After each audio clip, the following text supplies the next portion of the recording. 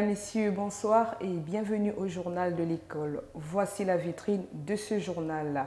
Dans le cadre de la commémoration des 16 jours d'activisme contre les violences faites aux femmes et aux filles, l'association Espace Information Jeunesse du Congo, en partenariat avec l'association Espoir de la Jeunesse et le gouvernement canadien, a organisé le 9 décembre dernier au CG Dominique Batekolo une campagne de sensibilisation autour des différentes violences qui minent la gente féminine. Cette campagne cible les établissements scolaires des départements de Brazzaville et du Poul. Pour se rendre compte du bon fonctionnement de la chaîne éducative EAD-TV, le spécialiste de programme éducation de l'UNESCO, Jean Boscoki, a effectué une visite dans les locaux de EAD-TV. Au sortir de cette visite, il en était plus que satisfait. L'invité de ce journal, M. Youyou Faustin, chef de département de français du lycée de la Révolution, sur ce plateau. Bonjour et bienvenue sur ce plateau. Merci madame. La littérature a constitué la toile de fond de la conférence débat tenue ce matin dans l'amphithéâtre du lycée de la Révolution. Cette initiative relève du proviseur de ce lycée qui vise à redonner les bases aux élèves afin de rédiger les dissertations dignes de ce nom. D'entrée de jeu, qu'est-ce qui justifie le choix de votre thème? Le choix de notre thème se justifie dans le cadre de la vérification des connaissances, des prérequis des élèves, parce que c'est des notions inscrites au programme. Alors, quelle est l'impression que vous avez eue en échangeant avec ces élèves? Les impressions sont celles de joie, vu que le chef de l'établissement lui-même, il était là. Et vous voyez que dans sa mission pédagogique, et celle qui est reprise par le directeur des études et puis finalement par les départements, nous, département de français, nous étions très contents parce que nous avons vu notre chef, le proviseur, qui est en même temps professeur de français. Il a vraiment intervenu pendant cette activité, cette conférence de débat. Et puis on a vu des élèves en train de prendre note, ils étaient courbés pendant que nous présentons la conférence. Et vraiment, il y a eu des vives questions par la suite, ce qui donne déjà l'assurance que vraiment l'année là, et ça va être un pas de géant dans les résultats au bac 2021. Alors, vous êtes chef de département de français.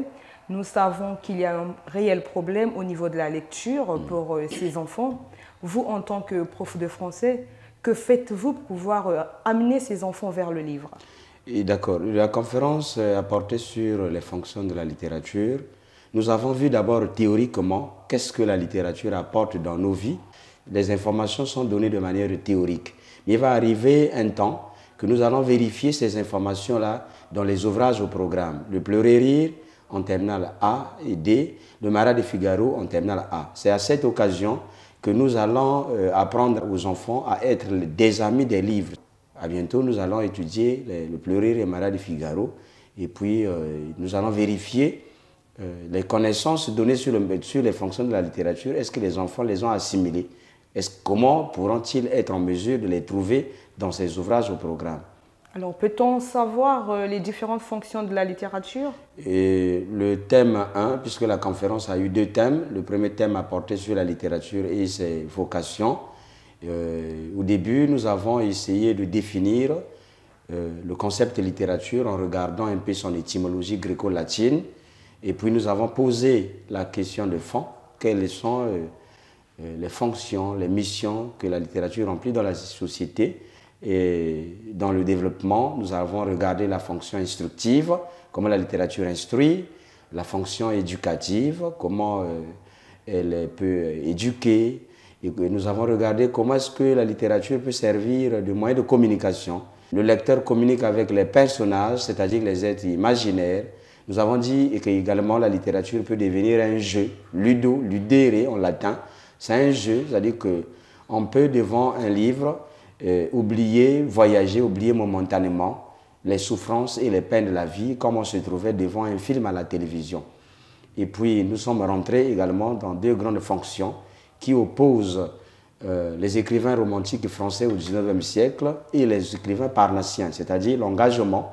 On a vu comment est-ce que l'écrivain peut se sentir responsable des questions qui se posent en société. Il doit être concerné par les problèmes et comme tel, il doit éveiller la conscience du peuple. S'ils voient une antivaleur telle que la corruption, telle que la gabegie financière, le népotisme, les coups d'État, les enrichissements financiers, l'infidélité conjugale, l'écrivain peut tenir sa plume pour dénoncer. Et quand il dénonce, il éveille la conscience, il appelle le public au changement. Maintenant, dans la deuxième partie, la dernière partie, nous avons regardé que les écrivains peuvent fuir l'engagement. Parce que qu'est-ce que l'engagement peut donner comme conséquence? Il y a la censure, la prison. Et puis, le fait de se montrer trop engagé étouffe l'inspiration. Parce que quand un écrivain tient sa plume, c'est pour montrer son art. Or, vous êtes condamné à dénoncer un problème quelque part. Et si ce problème-là est réglé, votre œuvre tombe en désuétude, l'œuvre n'est plus importante. Nous avons un exemple, sans pourtant vous interrompre, monsieur le chef de département de français, de Charles Baudelaire, lorsqu'il a écrit Les Fleurs du Mal. Oui, les Fleurs du Mal, justement. À l'époque, je crois, le Lesbos. Oui, et on peut en citer même, par exemple, Ville cruelle de Isaboto. Enfin, Isaboto, c'est son sobriquet. Son vrai nom, c'est Mongo Betty. Pourquoi il écrit le nom sur le sobriquet d'Isaboto? C'est pour fuir la censure et la prison. Une petite question tendancieuse, celle de la salle de lecture du lycée de la Révolution. C'est quand même un grand lycée, mais on a l'impression que la salle de lecture du lycée de la Révolution ne vit pas. Moi aussi, je me posais cette question. Vous voyez que moi, je suis chef de département de français. Déjà, moi aussi, je ne suis pas trop connecté à cette salle de lecture. Je crois que le problème de fond, c'est que ceux qui s'en occupent essaient un peu de faire la propagande, de présenter cette salle de lecture. Certainement, c'est un problème d'information aussi pour que les gens se rendent compte qu'il y a des livres là. Et que ceux qui s'en occupent essaient de nous élaborer le fichier des livres qui sont là pour que quand nous y allons dans les salles, nous essayons de répéter cette propagande-là pour que les enfants comprennent que dans cette salle de lecture, il y a des livres à leur disposition parce qu'on ne peut pas faire la littérature sans livre. Ça ne peut pas marcher. Il y a incompatibilité. Voilà. Alors, parlons des résultats du prépa-bac. Qu'en est-il concrètement pour les séries littéraires? Les séries littéraires m'intéressent parce que vous êtes chef de département de français. Le pari est lancé. Les résultats, et s'il faut remonter dans le passé, avant de parler des résultats du prépa-bac, vous allez vous rendre compte que le lycée de la Révolution a déjà fait 3 années de suite. Le lycée de la Révolution est premier de Brazzaville, mais avec toujours des mauvais résultats en série A. Et l'année-là, en tant que chef de département, là où je passe, j'ai lancé un défi avec les élèves de série A. Je leur ai posé la question, mais si vous travaillez mal, vous voulez dire que les enseignants qui font littérature sont des mauvais enseignants? Je crois non. Le problème, c'est que nous allons les amener à comprendre qu'ils sont capables de faire également mieux que les séries scientifiques. Mais j'ai senti ça, et contrairement aux années passées, depuis que je suis ici, le premier prépa-bac, il y a eu déjà même un premier qui a eu 11 de moyenne au premier prépa. Je crois que contrairement aux années passées, vraiment l'espoir est permis que cette année, qu'on puisse parler de révolution premier de Brazzaville et certainement avec les meilleurs élèves en terminale A. Merci beaucoup. Un dernier mot à l'endroit de ces élèves? Le dernier mot que je puisse dire aux élèves, c'est qu'ils puissent chercher à retrouver le document que nous avons présenté, comme a dit monsieur le professeur, et arriver à la maison, qu'ils puissent répéter, qu'ils puissent essayer de l'intérioriser. Merci d'être passé sur le plateau télé de EADTV, l'école du futur. Au revoir. Merci, madame. Nous vous l'avons annoncé en titre. Pour se rendre compte du bon fonctionnement de la chaîne éducative EADTV, le spécialiste de programme éducation de l'UNESCO, Jean Bosco-Ki, a effectué une visite dans les locaux de EADTV. Au sortir de cette visite, il en était plus que satisfait. Les détails avec Sergio. Il est 14h passé des 10 minutes, Jean Bosco-Ki, reçu protocolairement par Alphonsine Laure Matongo, directrice générale de l'alphabétisation et de l'éducation non formelle à EADTV. L'expert de l'UNESCO en programme éducation est venu s'enquérir du bon fonctionnement de cette chaîne dédiée à la formation à distance. De la régie TV à la web radio, en passant par le plateau, la salle des montages et la salle des rédactions, Jean Bosco Ki se félicite de la mise en œuvre de cette initiative qui répond à l'engagement de l'éducation pour tous.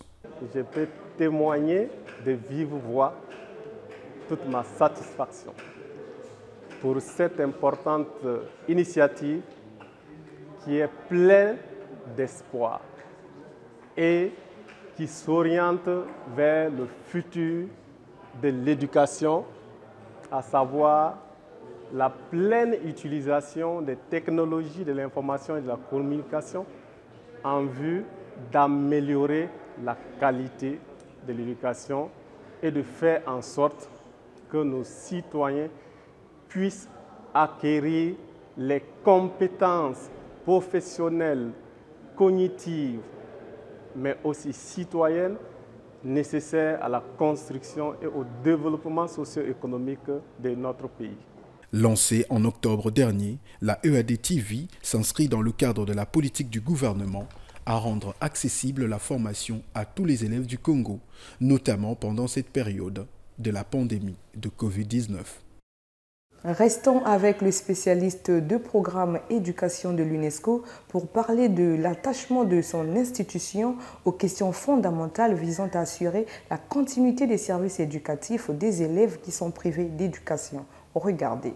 L'UNESCO, dans le cadre de son appui au gouvernement pour la mise en œuvre du plan national de riposte contre la Covid-19 dans le secteur de l'éducation, s'attache aux questions fondamentales visant à assurer la continuité des services éducatifs aux élèves qui sont privés d'éducation totalement ou partiellement à travers l'utilisation des outils technologiques appropriés qui permettent de transcrire fidèlement, mais aussi avec des options pédagogiques renforcées et améliorées, l'organisation des modes d'apprentissage au sein des établissements, au sein donc des écoles, des salles de classe, ceci mettant à la fois au centre de nos préoccupations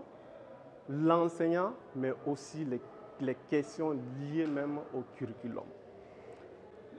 L'UNESCO, en collaboration avec les autres partenaires membres du LEG, le groupe local des partenaires de l'éducation, apporte son soutien au gouvernement, à l'ensemble des ministères en charge du secteur de l'éducation et de la formation pour accompagner le processus de mise en place d'un système multidimensionnel d'enseignement à distance à travers l'Internet, à travers la télévision, la radio, mais aussi la distribution des supports pédagogiques en version imprimée aux élèves qui sont situés dans des zones difficiles. Dans le cadre de la commémoration des 16 jours d'activisme contre les violences à l'endroit des femmes et des filles, l'association Espace Information Jeunesse du Congo, en partenariat avec l'association Espoir de la Jeunesse et le gouvernement canadien, a organisé le 9 décembre dernier